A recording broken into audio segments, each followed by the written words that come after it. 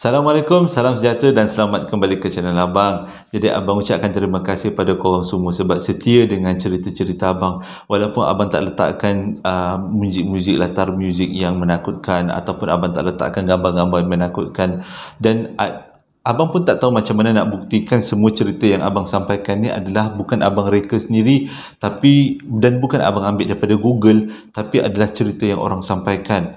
Tapi percayalah, semua cerita-cerita sini memang orang yang sampaikan ke Abang dan minta Abang ceritakan salah satu daripada pengalaman dia orang yang boleh dijadikan iktibar kan. Jadi cerita kali ni, kalau korang nak tahu, cerita yang paling banyak orang tunggu sebab dia berkenaan dengan satu balai polis dekat negeri Sarawak. Macam Abang beritahu sebelum ni, Abang tak akan beritahu dekat mana balai polis tu. Sebab Abang tak nak dah penat-penat Abang rakam nanti kena turunkan pula. Jadi tak sedap lah kan. Abang tak nak beritahu kat mana balai polis tu. Tapi kalau korang tahu, korang agak-agak je lah dekat mana. Cerita ni disampaikan oleh seorang lelaki namanya Wan. Abang dah bagi nama pendek je lah. Dia ada nama panjang, nama pendek je Wan. Pengalaman dia dan beberapa orang rakan dia sebab tu duduk dekat rumah bujang dekat kawasan balai polis ni. Jadi kalau korang nak tahu cerita daripada mula sampai habis, tonton video Abang, insya-Allah Abang akan ceritakan. Dan kalau korang tengok muka Abang togel polos macam tu, macam beriman sikit, sebenarnya Abang baru potong rambut. Tadi tengah hari tadi baru potong rambut, sebabnya tukang tukang gunting rambut Abang, iaitu adik ipar Abang sendiri, dia hari tu kena kendiri duduk dalam rumah selama 10 hari sebab dia ada kontak rapat dengan seorang pesakit COVID.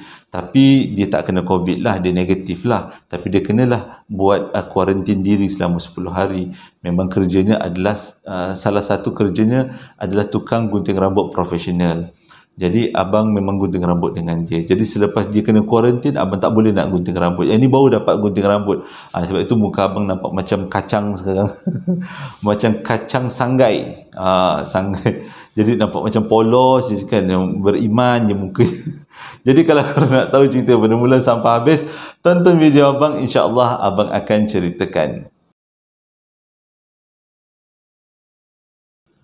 Sebenarnya cerita ni disampaikan, Abang ingat-ingat lupa tahun berapa perkara ni berlaku. Kalau tak silap Abang, berlaku pada tahun 2004. Waktu ni Ridwan baru habis training. Oh, Ridwan, nama itu bukan nama sebenar. Ridwan baru habis training jadi polis. Jadi dia dikala polis muda lah kan.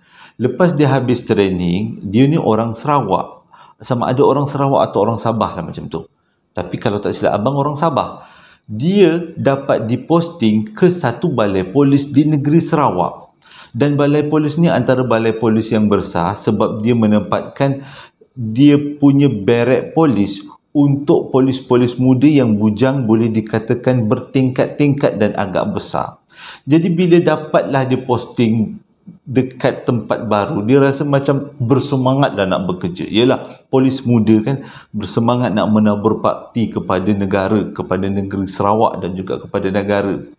Tapi bila dia sampai dekat asrama barek polis bujang dia tu, ada satu benda yang dia rasa pelik, yang dia rasa tak sedap hati. Sebabnya barek polis tu dia ada 3 tingkat atau 4 tingkat lebih kurang macam tu, dan dia bersebelahan dengan tempat kereta-kereta mangsa aksiden. Kalau ada kemalangan, ada kereta curi, kereta-kereta tu semua sebenarnya disimpan oleh pihak balai polis dan disimpan dalam satu kawasan lapang. Nak jadi cerita, sebelah kawasan lapang ni lah asrama untuk barek polis anak-anak bujang polis, polis-polis bujang. Lepas tu dekat belakang sikit daripada asrama tu, barek polis bujang tu, ada satu bangunan, katanya dulu adalah bekas kantin tapi tidak lagi digunakan. Jadi bila Ridwan masuk dekat asrama dia tu, dia rasa tak sedap hati tau. Sebabnya pertama dia kata, balai polis tu, barek polis tu memang dikelilingi dengan cermin. Tapi bila masuk dekat dalam, cahaya yang masuk tu kurang. Macam gelap yang lain macam. Bukan gelap disebabkan rimbunan pokok ataupun gelap disebabkan oleh kedudukan bangunan yang terkebelakang, terlindung daripada matahari. Bukan itu sebab gelapnya. Tapi gelap tu Gelap yang dia tak boleh nak explain, nak terangkan pun dia tak tahu, tapi memang suram dan gelap. Tapi nak buat macam mana? Kan dah tempat posting macam tu, dia pergilah tidur. Jadi nak dijadikan cerita, diorang semua tidur dekat kawasan atas. Atas tingkat tertinggi adalah kawasan dom. Tapi dom tu telah ditukarkan menjadi bilik satu-satu.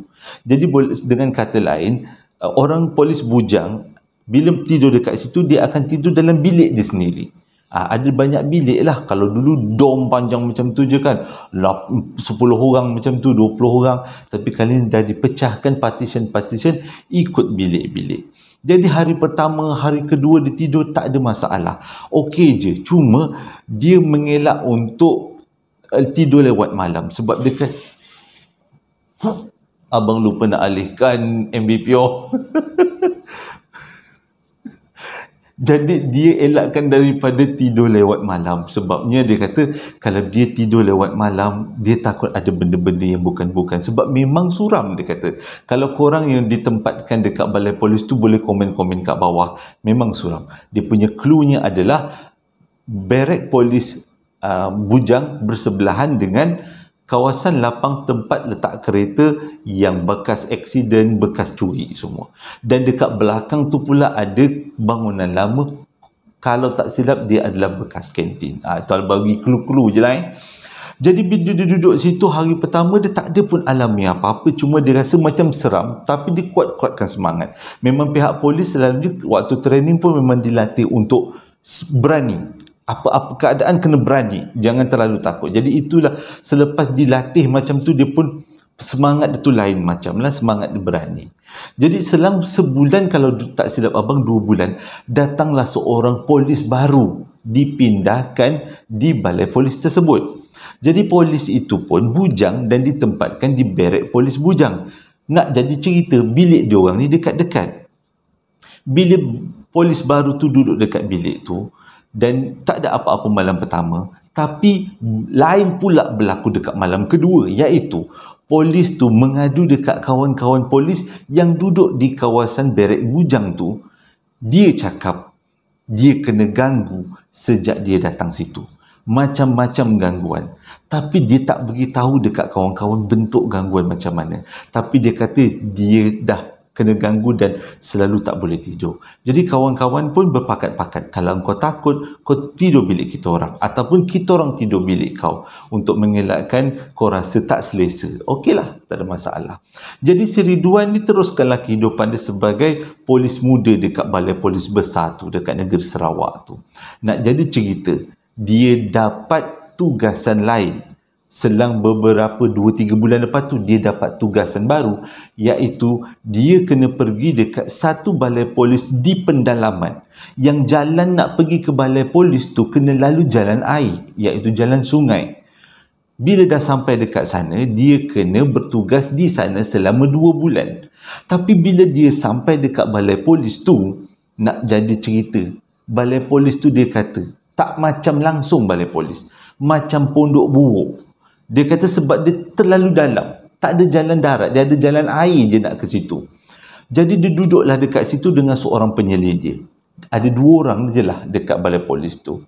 Bila di hari pertama dia bertugas kat balai polis tu, ada satu benda yang dia rasa langsung tak sedap hati. Sebabnya dia dikehendaki duduk tidur di balai polis yang usang tu. Bos dia, ataupun boleh kata penyelia dia, balik rumah sebab penyelia dia dah kahwin. Dekat kawasan perkampungan lah kan. Yang dia kena duduk dekat situ dengan balai polis dalam keadaan tengah-tengah hutan, dia kata. Belakang hutan, depan hutan, tepi hutan, kanan hutan, kata. Dan tercongok kat tengah-tengah tu balai polis. Ya Allah, kalau abang lah, sebaik abang tak bukan polis. Bomba pun abang bukan bomba, abang bukan polis. Abang tak beranilah macam tu. Abang kalau jadi polis, hara abang rasa. Seram lah. Okey. Jadi malam pertama dia tidur dekat balai polis tu, itulah gangguan pertama dia kena sepanjang dia jadi anggota polis. Tengah-tengah dia tidur, dia dengar ada orang panggil daripada dalam belukar nama dia. Dan cara dipanggil bukanlah panggilan yang Wan, bukan macam tu. Panjang. Wan. Pukul 12.30. Macam itulah dia panggil. Bila dengar macam tu, kalau kita lah yang tengah tidur, hara, terbangun kita pada tidur, terkebil-kebil, Wan kata. Ridwan ceritalah dekat abang, terkebil-kebil. Tapi dia selawat Nabi, dia bagi baca apa-apa yang patut, Allahu Akbar, itu je lah yang kita boleh buat. Dah sorang-sorang dekat situ kan. Dah lah kita tak tahu balai polis tu apa ceritanya zaman-zaman dulu. Ke ada orang bunuh diri, ke kena bunuh, ke kita tak tahu kan. Mati tercekik ke. Jadi kena tidur. Bila dengar suara orang panggil macam tu, memang dijangka lah. Memang boleh dijangka lah kan. Tapi nak buat macam mana nak lari tengah hutan? Memang tak lah, dia kata. Terus bertahan kat situ. Itu adalah satu-satu kalinya gangguan yang dia dapat dekat balai polis tu. Tapi malam besoknya dah tak ada. Betul macam salam perkenalan lah. Salam perkenalan dengan makhluk-makhluk alam sebelah di kawasan tempatan. Jadi bila dah tak ada apa-apa, dia seronoklah bertugas dekat situ. Tidurlah dia kat situ, tidur baring jaga balai polis tu. Tapi hari terakhir dia kena bertugas dekat balai polis tu, dia mengalami satu peristiwa yang menakutkan, iaitu tiba-tiba ada seorang warga asing meninggal secara tiba-tiba dekat kampung tu. Dan dia ditugaskan untuk bawa mayat tu guna bot pergi ke hospital di Pekan dan kena teman mayat tu untuk buat postmortem. Tapi nak buat macam mana? Dan itu memang tugas anggota polis kan. Dan dia kata takut, tapi dia tak boleh ikut-ikutkan perasaan takut. Dia berani berani botol lah kata. Jadi bila dia pergilah ambil mayat tu daripada rumah warga asing tu kan, dia kerja kontrak, abang rasa lah pekerja-pekerja kontrak. Jadi dia bawa lah mayat tu, letak dalam bot, dia dengan beberapa orang lagi naiklah bot tu, sampailah dekat Pekan. Sampai kat Pekan naik ambulan, lepas naik ambulan naik kereta mayat ke macam tu, pergi dekat hospital. Sampai dekat hospital, dia juga yang kena menyaksikan postmortem tu dilakukan. Jadi dia pun tengoklah macam mana kepala dibelah, ke apa benda tangan ditekelepit. Abang tak tahulah postmortem, abang tak pernah tengok. Jadi selepas habis proses postmortem, dia pun baliklah. Tapi dia tak balik dekat balai polis tengah hutan tadi. Sebab ini adalah hari terakhir dia dekat situ. Dia terus-teruslah balik dekat balai polis bandar yang tempat dia mula-mula posting tu. Yang ada asrama sebelah kawasan lapang letak kereta-kereta rosak, kereta aksiden tu kan. Okay. Jadi dia baliklah dekat bilik bujang dia. Dah habislah tugas dia dekat sana. Dan sekalilah dia kena salam perkenalan. Bila dia balik tu, dia kata, ni part seram ni. Bila dia balik tu, dia cabut baju dia. Dia letak dekat dalam bakul. Bilik dia masih lagi adalah bilik dia, tak ditukarkan. Sebab dia bertugas dekat balai polis pendalaman tu pun hanya sebentar lah, sementara kan. Lepas tu diganti-ganti dengan polis lain. Tapi bilik dia dekat balai polis yang besar tu masih ada lagi. Habis dia postmortem, balik rumah, badan dah penat, dah habis solat semua, dia buka baju dia, dia tak mandi, dia terus letak baju tu dekat dalam bakul baju kotor. Selepas tu pun dia tidur. Sebenarnya dia kata dia lupa apa yang dia ajarkan sewaktu di sekolah polis, waktu dia training. Kalau balik daripada postmortem, seelok-eloknya, bukan postmortem aja, menghandle mayat lah. Bila pegawai polis tu handle dengan mayat, seboleh-bolehnya mandi. Lepas mandi, baju tu terus-terus dibasuh ataupun diletakkan dekat dalam mesin basuh. Tapi dia tak buat, dia tak mandi, dia tak letakkan baju dia di luar kawasan bilik dia. Jadi, waktu dia nak lelapkan mata tu, dia rasa kenapa bilik ni rasa macam sempit, macam banyak benda, tapi tak nampak. Dia rasa macam banyak orang tapi sesak, dia napas nak bernapas tu sesak. Tak apalah, dia pun tidurlah. Tengah-tengah dia tidur, tiba-tiba dia dengar ada benda bunyi jatuh. Ada benda bunyi jatuh. Dia buka mata. Capai handset. Tengok dekat handset pukul 3 pagi. Tapi korang tahu apa dia nampak? Dia nampak dekat sudut bilik dia ada sepasang mata warna merah. Waktu tu dia kata, habis gigil. Habis gigil bang, dia kata. Menggigil Ridwan. Dalam selimut. Peluh jangan cakap lah, macam mandi. Dia kejam mata. sambil dia baca apa-apa yang patut. Subhanallah, Allahu Akbar. Baca sesungguh hati. Tapi bila dia buka mata, benda tu masih ada. Korang harap benda tu hilang? Tak. Benda tu tak hilang. Mata tu tak berkelip. Dia kata 2 biji mata merah. Tak ada anak mata. Kalau kita ada anak mata warna hitam kan. Ni tak ada anak mata. Merah 2 dekat sudut bilik. Tapi kali ni bukan satu, bukan sepasang. Ada beberapa pasang lagi mata merah dekat dalam bilik tu. Kalau kita dekat tempat Ridwan, apa kita buat? Kalau abang terjun tingkap. Tapi Ridwan tutup mata buat tak tahu sebab dia dah di training dekat polis. Dia kata untuk tak hiraukan benda tu. Dia tutup mata, dia baca apa yang patut, buka mata, ada lagi. Mata tu ada lagi. Alah, kalau abang. Jadi dia terfikir, tiba-tiba dia terfikir, baju aku postmortem masih ada dalam bilik lagi. Okey, dia pun kuatkan hati, pergi ke arah suis lampu, buka lampu. Jadi bilik tu jadi terang. Bila bilik jadi terang, dah tak nampak lah sepasang mata merah tu. Dia kata sepasang mata merah tu bukan solid mata tau. Bukan macam bentuk mata gitu. Bukan, dia kata. Macam satu merah lah. Nampak macam satu warna merah. Tapi memang dia tahu tu mata. Tapi bila dia buka lampu, dah tak ada lah benda tu. Dia cepat-cepat ambil baju uniform dia yang digunakan waktu nak tengok postmortem tu, dia letakkan dekat beranda, dekat depan barek tu. Lepas tu dia tutup lampu, dia try tidur, tengok ada tak lagi benda tu. Alhamdulillah, nak jadi cerita, sepasang mata merah dan beberapa pasang mata merah tu dah tak ada lagi. Jadi sejak daripada itu, Ridwan teruslah duduk dekat balai polis yang tempat mula-mula dia posting. Dia dah tak balik-balik lagi lah dekat balai polis yang ada dekat hujung kampung tu kan. Alhamdulillah lah, bagi abang pun abang lega lah. Dia dengar, lega, asyik baik dia dah tak balik dekat balai polis tu. Dan dia menjalani hidup macam biasa. Tapi ada satu benda yang dia mula rasa muskil. Sebab kebanyakan kawan-kawan dia tengok yang ada dekat barek tu, masing-masing tak tidur sorang-sorang. Masing-masing tidur berdua, bertiga, berempat. Maksudnya sama-sama lah tidur dalam satu bilik. Dia pun mula pelik. Malam pertama dia pelik. Malam kedua dia tanya, kenapa korang tidur beramai-ramai? Lepas tu kawan-kawan dia cakap, tak apa, kalau kau nak tidur sorang-sorang tak apa. Tapi kalau kau rasa macam nak join kita orang, boleh kita orang join. Kita tidur bilik, bertukar-tukar bilik. Bilik A, kan bilik B. Tapi kita tidur ramai-ramai. Tapi tak apalah, tak kisahlah. Korang tidurlah, kata korang tidurlah. Aku boleh tidur sorang, kata. Jadi kawan dia tanya, tak takut ke tidur sorang? Tu dia cakap, Ridwan cakap lah, dia dulu pun posting dekat sini. Jadi dia rasa macam tak ada takut sangat lah. Boleh lah kot buat-buat berani je lah. Jadi malam tu dia tidur. Nak jadi ceritakanlah, Tuhan nak uji kan, Allah nak uji. Tengah-tengah dia tidur, tengah-tengah sedap, tiba-tiba dia dengar ada satu benda jatuh. Benda jatuh, kerepang macam tu. Dia pun terbuka mata. Bila dia terbuka mata, dia tengok, nak jadi cerita, dia punya katil tu pintunya terbuka tau. Dia menghadap balcony. Dia kata tak takut apa, dia kata dia pun berani kan.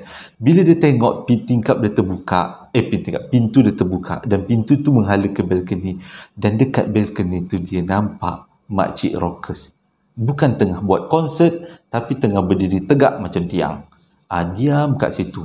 Dan bila dia nampak makcik rockers tu, terus dia teringat kawan-kawan dia. Alangkah bagusnya kalau aku tidur dengan dia orang. Sekarang ni aku sorang-sorang, tak boleh nak buat apa-apa.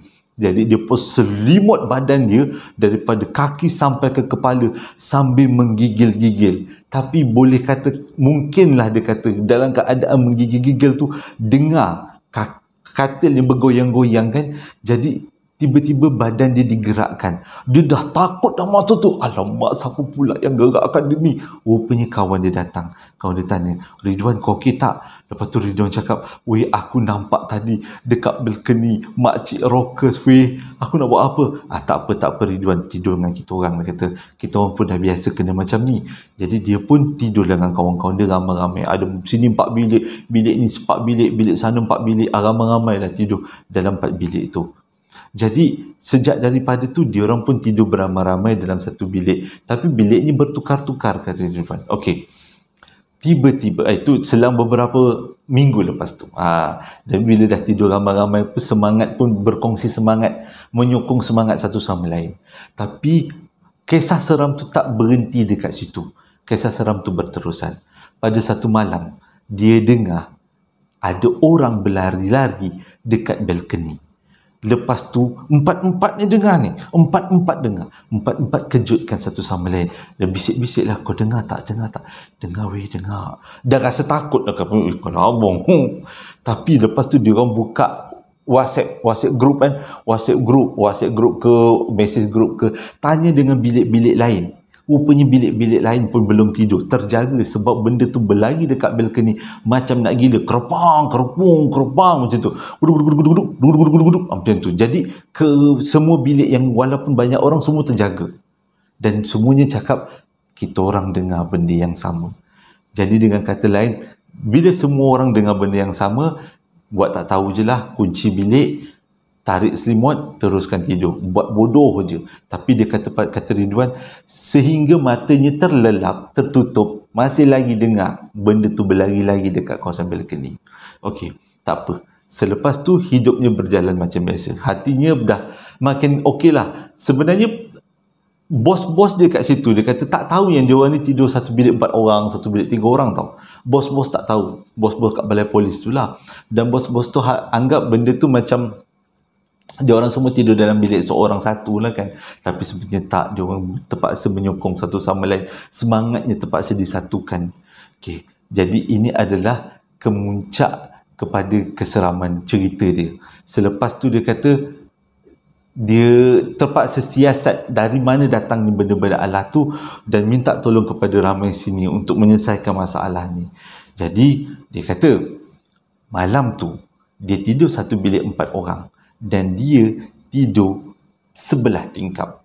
Tapi nak jadi cerita, dia tidur menghadap dinding tingkap. Korang bayangkan dia tidur dekat atas lantai, dekat atas toto, tapi dia tu menghadap dinding tingkap. Jadi atas dia tu tingkap lah kan. Belakang tu kawan dia lah. Ada 2 orang, ada 3 orang lagi kawan dia. Seorang atas katil dan dia orang bertiga dekat atas lantai. Jadi sedap-sedap dia tidur. Tengah-tengah dia tidur. Ini antara yang ekstrim lah dia kata. Tengah-tengah dia tidur, tengah lena, tiba-tiba dalam keadaan sedar dengan tak sedar, rasanya, dia rasa macam mimpi jugalah dia kata. Ada benda daripada tingkap, menjulur benda hitam daripada tingkap, turun masuk ke dalam bilik dia orang dan cuba terekam dia orang. Masa tu, automatik dia terus terbangun, duduk dia, terkejut punya pasal. Automatik badan dia basah, badan kat sini, dahi dia basah, muka dia basah, baju dia basah. Dia pandang kawan dia, rupanya empat-empat bangun serentak. Lepas tu dia tanya, kau kenapa? Lepas tu member pun tanya, kau kenapa? Dah bila dah macam tu, kau kenapa, dia orang semua pun tidur. Sambung tidur balik. Besok paginya, masing-masing cerita. Kenapa kau terbangun malam tadi? Kawan dia cakap lah, aku mimpi ada benda dekat tingkap terjah kita. Nak peluk kita ramai-ramai. Macam merangkum semualah, nak memeluk semua orang. Dan aku terbangun. Aku pun mimpi yang sama, kata Ridwan. Rupanya keempat-empat orang dalam bilik tu mimpi yang sama. Tapi bila dia tanya dekat bilik-bilik yang lain, tak ada mimpi yang sama. Dia orang berempat dalam mimpi yang sama. Rupanya itulah yang menyebabkan dia orang semua terbangun serentak pukul 3 pagi.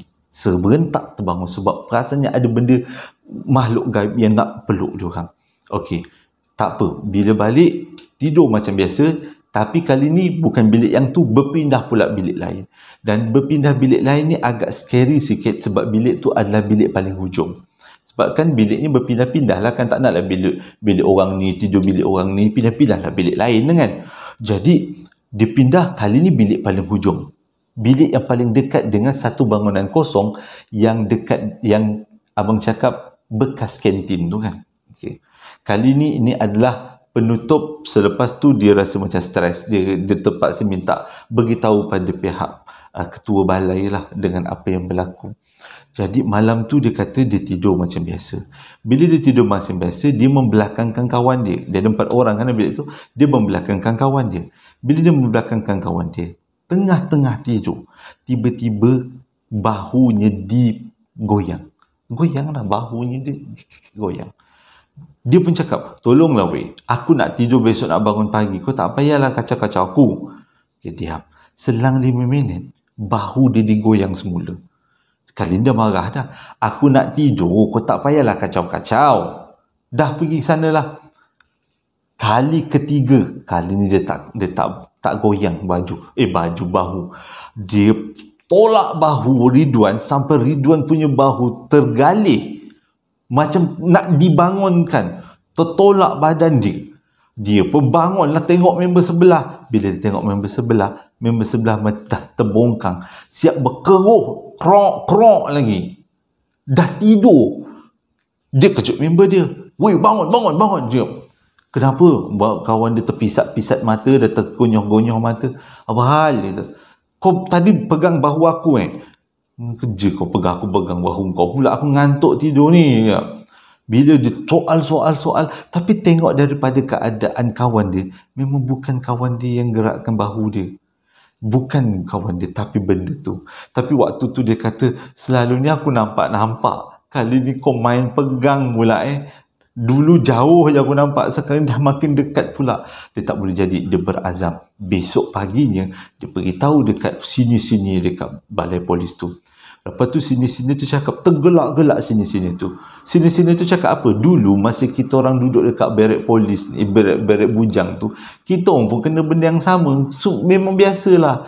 Tapi bila dia siasat, dia dengan kawan-kawan dia yang bujang ni siasat, apa sebenarnya yang berlaku? Rupanya, dekat belakang bangunan yang abang cakap barek tu ada balai polis lah. Kantin lama kan. Sebenarnya dulu kantin tu digunakan. Ini cerita 10-30 tahun yang lepas lah dia kata. Tiba-tiba satu hari tukang masak yang ditugaskan memasak dekat kantin tu dijumpai mati dibunuh. Dan sejak daripada itulah kawasan balai polis tu, terutama di kawasan barek polis rumah-rumah bujang, memang selalu diorang nampak benda-benda tak senonoh. Memang selalu kena ganggu sejak daripada tukang masak tu dibunuh. Tapi diorang ni ramai-ramai siasat lagi. Siapakah tukang masaknya? Konon-konon nak jadi macam hitam putih lah kan. Siasat. Oh, hantu tu begini. Dia perlukan pertolongan ke apa gitu. Tak ada. Dia cuma nak tahu je lah. Nak tahu kenapa dia dibunuh. Tapi benda yang dia dapat adalah kes tu ditutup. Tak tahu sebab apa. Memang tak melibatkan anggota polis, tapi dia kata mungkin ada penjenayah lah. Penjenayah yang dengki dengan tukang masak tu, yang membunuh tukang masak tu. Dan kes tu dia kata, dia pun nak kata benda betul-betul berlaku atau tak berlaku pun dia tak pasti. Tapi itulah yang diceritakan oleh sini-sini dia. Dan sejak daripada tu, tak lama lepas tu, dia dapat bertukar dekat Sabah dan dia bertugas dekat Sabah sampai sekarang. Dan kisah dekat balai polis tu menjadi kenangan sampai akhir hayat, kata dia. Sebab bukan calang-calang gangguan. Dia orang terpaksa berkumpul ramai-ramai untuk menyokong semangat satu sama lain. Terima kasih dah menonton video abang daripada mula sampai habis. Kalau korang nak tahu, setiap kali abang posting cerita, ada orang yang akan bagi komen, bang, bila nak cerita tentang balai polis dekat Sarawak tu? Jadi hari ni abang dah tunaikan permintaan, dah tunaikan hasrat untuk cerita ni abang kisahkan untuk pengajaran kita semua. Bagi abang cerita ni, abang salute lah dengan anggota polis. Kena deal dengan mayat, kena deal dengan orang terbakar lah, apalah, kemalangan lah. Tapi dia orang tak boleh takut, dia orang kena teruskan berani kan.